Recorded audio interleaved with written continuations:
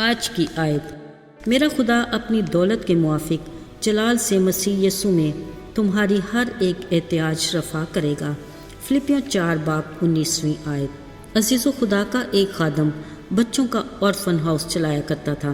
اگرچہ یہ کام آسان نہیں تھا، وہ کئی بار مشکلات کا شکار بھی رہا، مگر اس نے ہمت نہیں ہاری۔ وہ اپنے کام سے خوش تھا۔ ایک دن بچوں کے لیے ناشتے میں کچھ بھی نہیں تھا، پیسے بھی نہیں تھے کہ کچھ خریدا جا سکے، پر حسب معمول کھانے کے کمرے میں لمبی میز پر خالی پلیٹیں اور خالی کپ لگے تھے۔ مزے کی بات یہ کہ خدا کے خادم نے وہاں میز پر بیٹھ کر یوں دعا کی کہ پیارے آسمانی باپ، آج جو کچھ تو ہمیں کھانے کو دینے کو ہے، اس کے لیے ہم تیرے شکر گزار ہیں۔ عزیزو، عین اس وقت کسی نے دروازے کو دستک دی۔ جب دروازہ کھلا تو ایک مقامی بیکری والا کھڑا تھا۔ بولا، جناب، میں رات کو سونے کی تیاری کر ہی رہا تھا، کافی کوشش کی مگر نیند آنکھوں سے کوسوں دور رہی۔ سوچا کیوں نہ بچوں کے لیے ڈبل روٹی بنا لوں، صبح آپ کو بھیج دوں گا۔ لیجئے جناب، یہ بچوں کے ناشتے میں کام آئے گی۔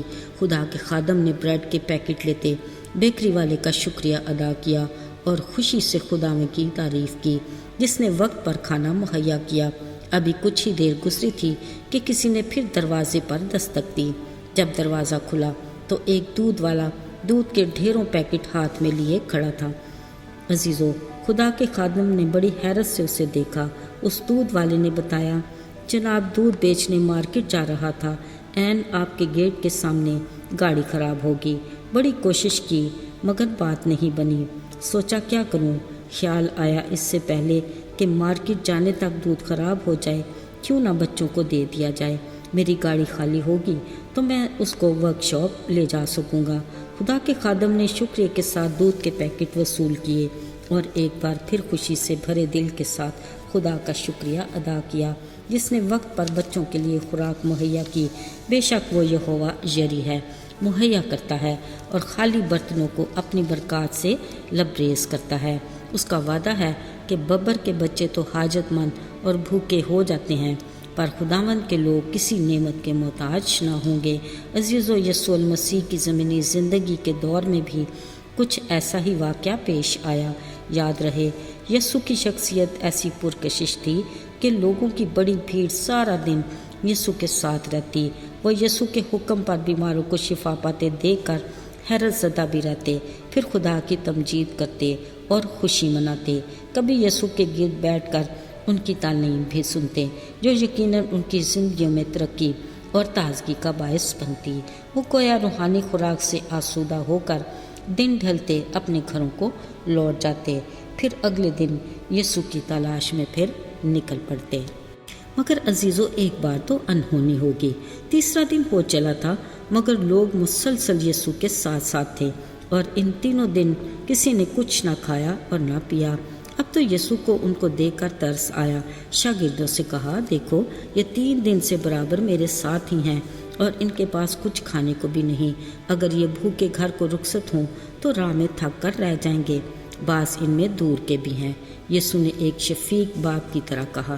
شاگردوں نے فوراً جواب دیا، اس بیابان میں روٹی کہاں سے آئے گی؟ یسوع نے اپنے شاگردوں کی بات سنی انسنی کر کے کہا، تمہارے پاس کتنی روٹیاں ہیں؟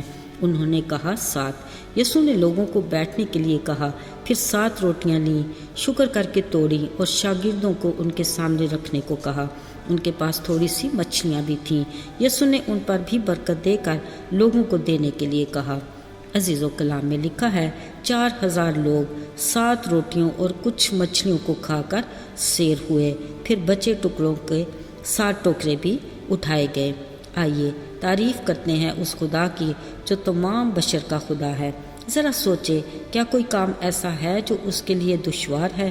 یاد رہے، شکر گزاری کے ساتھ ہمارا ایمان خدا سے ایسی توقع رکھتا ہے جو ہماری امیدوں سے بھی بڑھ کر ہے، کیونکہ ہمارا خدا اپنی دولت کے موافق جلال سے مسیح یسوع میں ہماری ہر ایک احتیاج رفع کرتا ہے۔ آئیے دعا کریں۔ اے قادر مطلق جلالی خداوند، تو جو زندہ ہے، ہر چیز پر اختیار رکھتا ہے، ہم خالی دل خالی ہاتھ تیرے حضور آئے ہیں۔ ہمیں اپنے بڑے فضل سے ہماری ضروریات کے مطابق عطا کر۔ اے خدا، ہمیں اس بات کا یقین ہے کہ ہر اچھی بخشش اور کامل انعام اوپر سے ہے اور نوروں کے باپ یعنی تجھ سے ہی ملتا ہے۔ ہمارے بھروسے اور یقین کو کبھی ٹوٹنے نہ دینا۔ یسوع کے مبارک اور بابرکت نام میں مانگتے ہیں اور پا لیتے ہیں، آمین۔